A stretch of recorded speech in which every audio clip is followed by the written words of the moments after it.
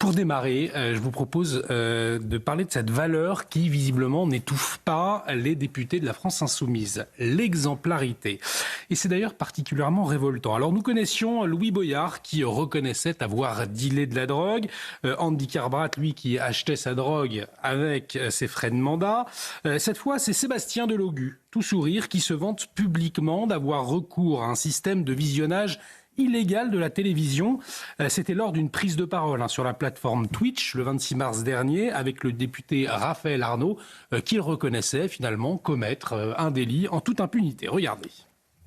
Moi, je ne regarde pas Netflix parce que j'ai l'IPTV, donc du coup, l'IPTV, c'est illégal. Et donc, du coup, ça m'intéresse pas de payer des gens qui vont s'en foutre plein les poches. Toi, tu veux des... Moi, ce qui m'intéresse, c'est la gratuité. Là, par exemple, typiquement, tu vas avoir une coupure de ce moment. Oui, c'est fort, voilà, fort possible. Tu vois, tu donnes le bâton pour te faire battre. Je suis désolé. Mais bon, moi, je suis honnête, je suis comme ça, je suis hanché, ça m'intéresse pas de faire semblant. Alors, je suis honnête. Shannon Sevon, c'est absolument hallucinant, finalement. On est dans le métaverse. Oui. Non, mais très sincèrement, j'ai regardé par 2 fois cette vidéo. On est dans le métaverse. Il faut bien comprendre que les élus de la France insoumise, ils ont inventé un nouveau concept. C'est le concept de député racaille.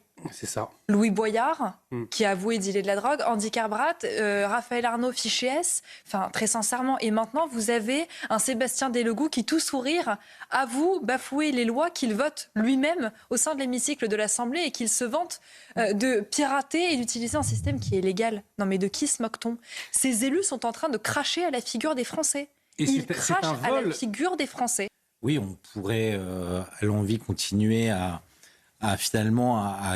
portraiturer cette génération de députés racailles, mais d'une certaine manière, tous ces propos seraient presque inutiles et on n'aurait pas finalement à faire le procès de cette classe politique qui siège avec LFI si un certain nombre de politiques, à commencer par ceux de Renaissance et un certain nombre de députés de droite, n'avaient pas appelé à voter pour eux. J'ai pensé à vous. Moi, je voulais terminer sur quelque chose d'un peu plus léger, finalement.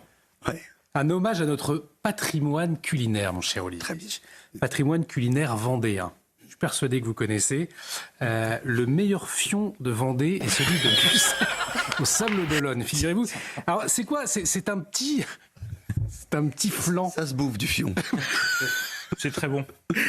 Alors voilà, c'est la boulangerie Lucette, située au Sable d'Olonne, qui s'est une nouvelle fois distinguée par son travail. Son fion a remporté la médaille d'or lors du concours départemental de la spécialité. Et les gourmands ont pu le déguster.